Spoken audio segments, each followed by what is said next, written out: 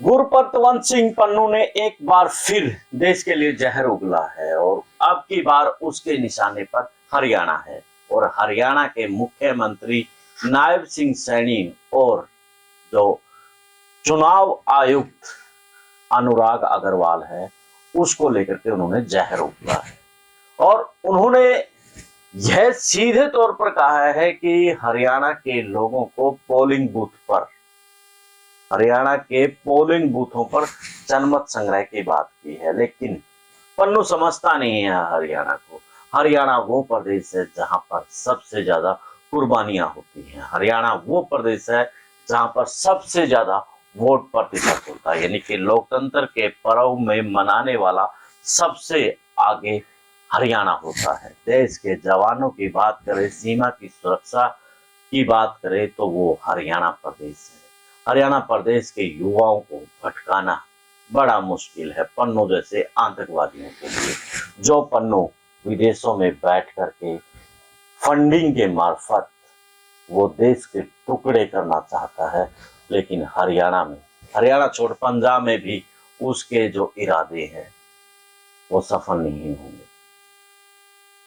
वो काफी समय से लगा हुआ है कि पंजाब को मैं अलग करवा दूं। अब हरियाणा को लेकर के भी जिस प्रकार से उन्होंने निशाने पर लिया है, लेकिन वो भूल गए हैं कि विदेशी फंडिंग लेकर के सोशल मीडिया पर बोलना आसान है, लेकिन हरियाणा के लोग हर बात को समझते हैं।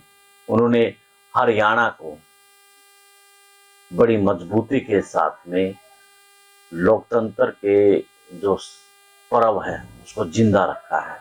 वो लोग जनमत संग्रह की बजाय वो लोग वोट देने में अपना ताकत समझते हैं, अपनी वोट के अधिकार को समझते हैं।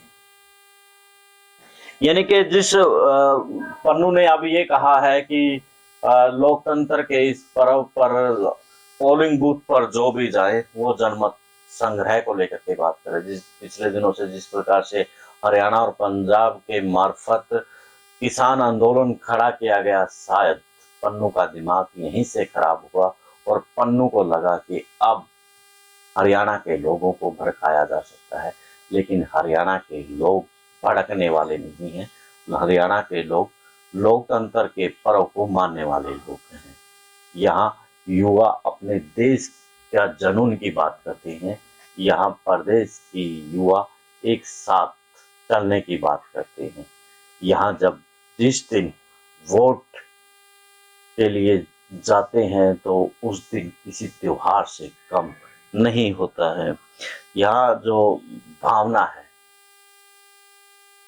देशभक्ति की युवाओं के अंदर वो बड़ी कूट कूट कर भरी है। तो पन्नू जैसे लोग सोशल मीडिया पर जो कोशिश कर रहे हैं भड़काने की, वो ना पहले सफल हुई है ना अब सफल होगी।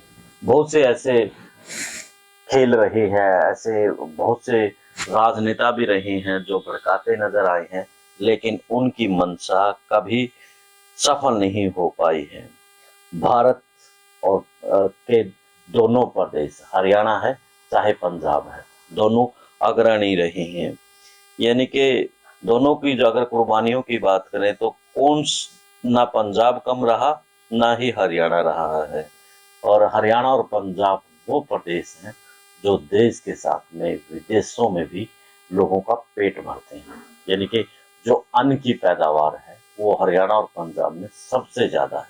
ये लोग मेहनत करके देश का पेट भरते हैं।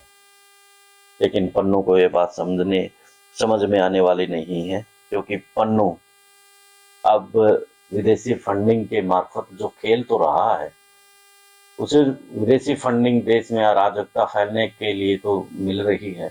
उसे देश से और प्रदेशों से कोई मतलब नहीं है, उसे अपने निजी स्वार्थ से मतलब है।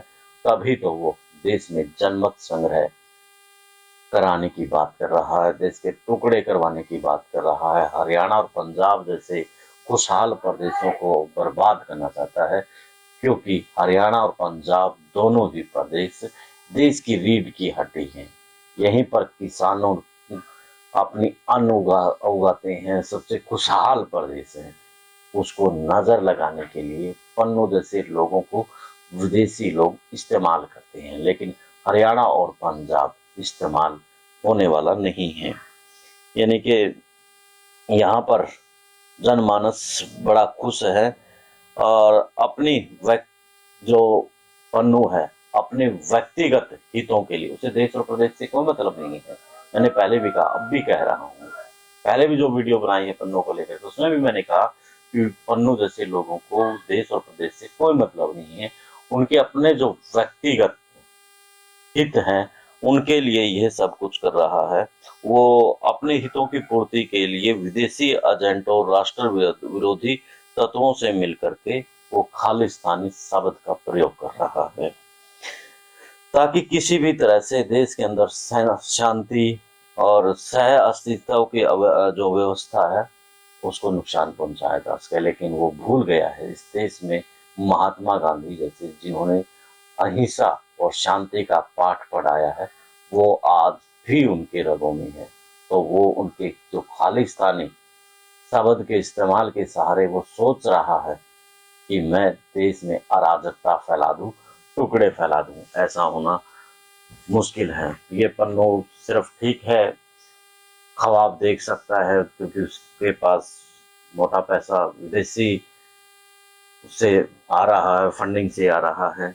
भारत के नागरिकों को खासकर युवाओं को ये बात समझनी चाहिए कि पन्नू जैसे लोग कुछ पैसे और प्रलोभन दे करके युवाओं को काम में संलिप्त करवाते हैं, जिनका मुख्य उद्देश्य इन युवाओं को भी पता नहीं होता। आज जरूरत है पन्नू जैसे आतंकवादियों की असली मंशा उजागर करने की और उनके प्रयासों को रोकने की, जो लोकतंत्र के चलते हुए इस महान पर्व पर बाधा उत्पन्न करना चाहते हैं। पंजाब और हरियाणा में संपन्न हुए हर बार चुनाव में मतदान प्रतिशत को ध्यान में रखते हुए एक बार फिर मजबूती से वोट प्रतिशत को बढ़ाना है। और इसके साथ में इस बात से भी वाकिफ रहना है कि पन्नू जैसे जो भी लोग आए उनको सबक सिखाना है।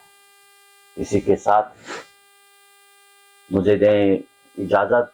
आप भी अपनी राय इस मसले पर जरूर दें कि पन्नू जैसे लोगों का क्या कुछ करना चाहिए।